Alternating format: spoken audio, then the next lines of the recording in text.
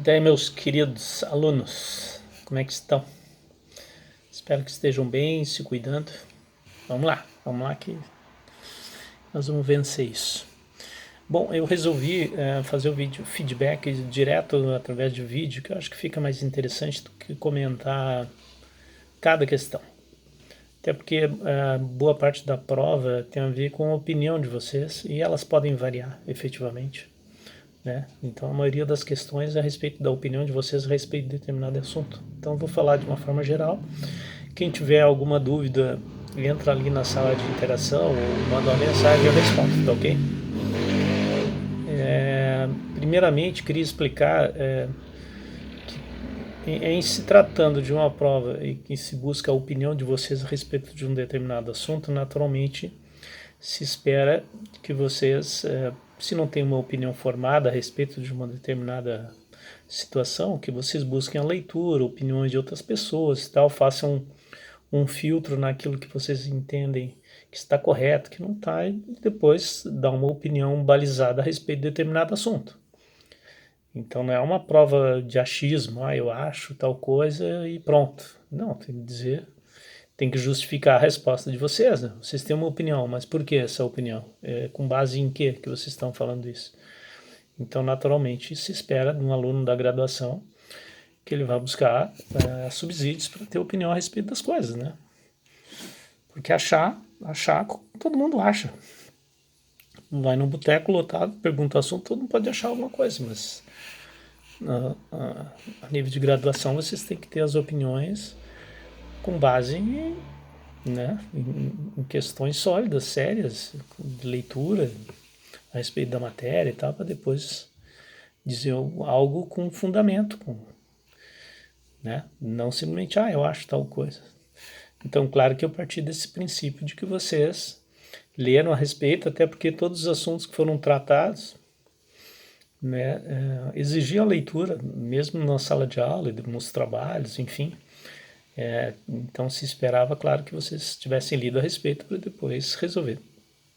E sendo uma prova também que vocês tiveram alguns dias para resolver ela, se esperava também que vocês lessem a respeito para depois dar uma resposta, né? Tá, então vamos começar a comentar a primeira questão, que foi que efetivamente muita gente não entendeu o que estava sendo questionado, foi o que eu observei. Então, sempre que vocês fizerem uma prova, a primeira coisa que vocês têm que fazer é entender bem a pergunta, galera. Porque se não entender bem a pergunta, vocês vão dar uma resposta fora de contexto, não respondeu algo que não foi perguntado. E eu acho que houve essa confusão aí. Foi a única que eu observei, assim, basicamente que houve confusão em termos do que estava sendo questionado. E dizia o seguinte: a antropologia é definida como estudo do homem em seus mais variados aspectos, natural, humano, social, indicando que a antropologia física se preocupa com as características biológicas do homem, sua evolução e particularidades raciais. A antropologia jurídica investiga as regras utilizadas pela sociedade, que a violação das regras pode gerar reprimenda da sociedade, outros são interesse do Estado. Indica por que determinadas regras são de interesse do Estado e a razão de terem alcançado esse status. Bom, vamos partir do que é o status, né? Por que determinadas regras atingem o status de ser de interesse do Estado regulamentar isso? Afinal de contas, que tipo de comportamento deve ser regrado pelo Estado? Né? O que interessa para o Estado enquanto administrador público, responsável também pela distribuição da justiça através do Poder Judiciário?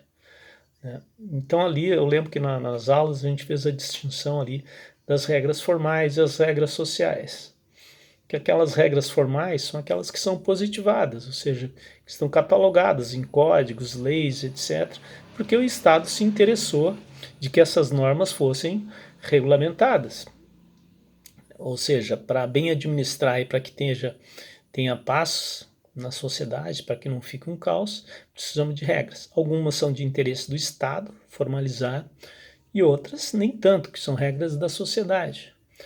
Então, por exemplo, um camarada que é chato pra caramba, O Estado vai ter a preocupação em regularizar a vida desse cara e dizer que ele não tem que ser chato? Não. O cara é pão duro. O cara é encolhido. Vamos fazer um churrasco? Vamos. Cada um leva sua cerveja. Aí o cara leva skin e toma Heineken e a Estela dos outros.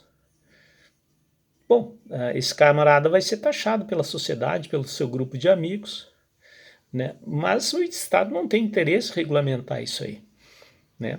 Porque simplesmente não tem grande relevância, não tem interesse do Estado isso. Então o Estado ele tem interesse em formalizar e as regras tomam esse status, então, de interesse do Estado, quando são regras relevantes, de interesse da coletividade, ou que as questões sejam resolvidas com a intervenção do Estado. Questões menores, de cunho meramente social, mas sem repercussão na sociedade, assim, no dia a dia, não tem por que ser regulamentada. A própria sociedade trata, digamos assim, de impor as suas sanções, às vezes até segregando o cara, né? Não convida mais. Pô, aquele camarada lá, ele joga uma bolinha, mas assim, ó, ele dá-lhe pau em todo mundo, cara. Sempre quebra um, sempre sai discussão. O que acontece? Não convida mais. É isso. Não convida mais para churrasco, não convida mais para festa. Taxa ele de fofoqueiro, ou ela.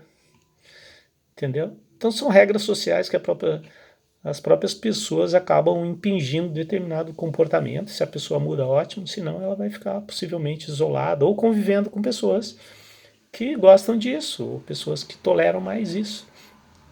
Então a resposta que vocês tinham que dar para isso aqui é que essas regras que são de interesse do Estado e que alcançam esse status são as regras relevantes, ou seja, de interesse social, da coletividade, e não as regras meramente sociais. Tá beleza? Tá? Eu observei que muita gente falou, mas de outra coisa. Falou em antropologia jurídica, importância das regras e tal, mas não falou especificamente por que determinadas regras são de interesse do Estado e outras não, certo? Então é aquela parte da matéria que a gente viu ali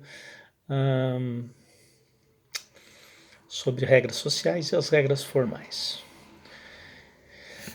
Outra questão é a seguinte: diga de que modo você entende que a questão cultural pode influenciar na resolução da pandemia. Bom, pessoal, a gente sabe que a questão cultural determina todo o comportamento humano, né? De que forma as pessoas vão se conduzir na resolução dos problemas.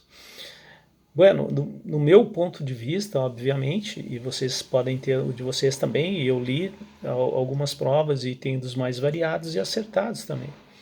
Mas eu acho que a questão comportamental, né, da aceitação da regra ou não, da colaboração, do senso de solidariedade, de que forma eu devo me comportar perante a sociedade. Né? A questão também do compartilhamento de conhecimentos para se chegar a um determinado fim, né? Se um povo é efetivamente solidário ou é egoísta, ou de que forma as pessoas se comportam em sociedade, a maneira como elas pensam em relação ao outro. Né? Então eu vi várias opiniões e muito boas, assim, me abriu até outras possibilidades que eu não havia pensado ainda. Então nesse questionamento, acho que no mais das vezes o pessoal foi bem, assim. Só que alguns disseram que falaram da questão cultural, mas não disseram de que forma ela pode ajudar na resolução do problema. Então é a questão de vocês pensarem assim, bom, como a minha maneira de agir, a minha cultura, meu modo de ser, meu modo de pensar pode auxiliar na resolução desse problema que é de todos nós. Acho que é isso aí que bateu, é isso que eu vou analisar assim quando for fazer a correção da prova de vocês. Diga qual a contribuição de que cada escola antropológica trouxe para o estudo do homem. O que eu observei em algumas provas ali, galera? Eu não corrigi todas, mas algumas. Respostas muito sucintas, né? Muito direto ao ponto. Mas nessas questões aí, a maioria foi bem, assim, até porque a gente viu em aula, vocês também fizeram um trabalho a respeito disso, então eu acho que não há necessidade de comentar cada uma delas, porque vocês já estudaram isso por 2 vezes e mais responderam a partir das pesquisas. Nesse questionamento, que é a questão 3, o pessoal foi bem não tem muito a acrescentar, e na maioria as pessoas falaram da característica de cada escola antropológica, que de certa forma é a contribuição que cada escola deu, né? A questão número 4 fala: em relação aos fatos que vinham ocorrendo nos tempos atuais, o homem tem optado mais pelo etnocentrismo ou autoridade e justifique. Bom, galera, as opiniões foram as mais diversas, assim, do que eu li até agora. Muitos optando pela autoridade, outros pelo etnocentrismo. O importante aqui é vocês fundamentarem o porquê da opinião de vocês e dar a argumentação. Não simplesmente dizer, eu acho que é assim porque o homem é assim e vai continuar assim. Não, tem que dizer porquê, né? Então, nesse sentido, a grande maioria de vocês acho que foi bem. Só observei isso, assim, as respostas às vezes muito sucintas, algo que dava para escrever aí em 10, 15 linhas, respondeu em 2, 3. Quer dizer, algo complexo assim, de ser respondido com tão pouco espaço de tempo, né? E sem ser prolixo, né? Tem bastante assunto para desenvolver aqui, questão do etnocentrismo e autoridade, o comportamento humano, né? Se a gente está mudando ou não, se essa experiência que a gente está vivenciando agora está alterando alguma coisa nesse sentido ou não. Então é essa análise que eu vou fazer, não só em relação à pandemia, mas o comportamento humano nos últimos tempos, né? Todas aquelas questões que a gente viu a respeito do índio, do negro, toda essa situação que a gente já discutiu em aula. Vamos ver mais. A número 5. Existem processos de modificação da cultura no decorrer do tempo e uma série de fatores responsáveis por essa mudança. Você acredita que haverá mudança cultural a partir deste evento? Né? Então, aí também é uma questão de opinião que se espera que vocês tenham lido a respeito e depois dar uma opinião balizada. Então há quem diga que sim, que a gente vai sofrer uma evolução, que a gente vai repensar os nossos conceitos, enfim. E também quem acha que não, que o homem vai continuar exatamente da mesma forma. Aqui o que eu preciso é que vocês digam sim ou não, ou os dois, e por quê. A justificativa que cada um encontra para a sua resposta. Tá, galera? Isso aqui é importante, não é só dizer sim ou não. Por quê?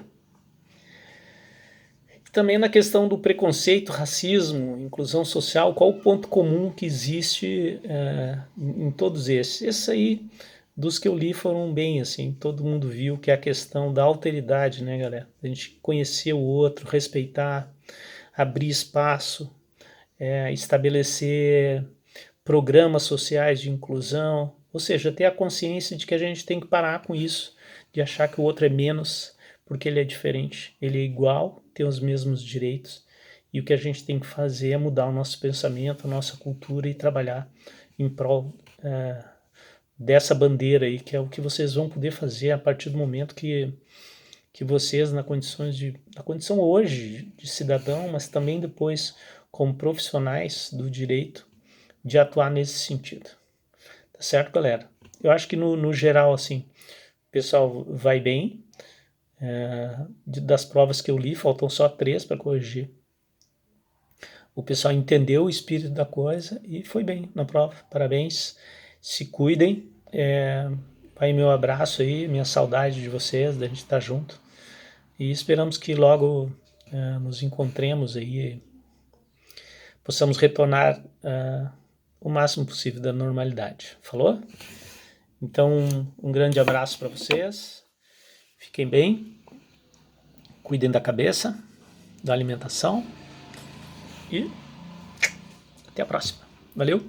Devo publicar em seguida as notas. Abraço, turma.